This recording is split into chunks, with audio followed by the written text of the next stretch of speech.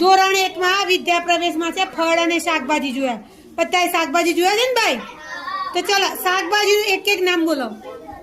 રીંગણ, પાલક, ભીંડા. Very good. ભીંડા, ટમાટર. બાલવાટિકામાં આપણે ઘણું બધું કર્યું છે આમાં. કારેલા. Very good. રીંગણ, સરસ સરસ. એક એક જ નામ બોલો. પાલક, ગવાર. હા ભીંડા, ભાજી, વાલોળો, સરસ. દૂધી, બોલો. ટમેટર, ભાજી, સરસ. કંકોડા, વેરી ગુડ. ગાજર, કઈ બેટા? ગાજર, મૂળા અને ગાજર. હા દૂધી, હમ વેરી ગુડ.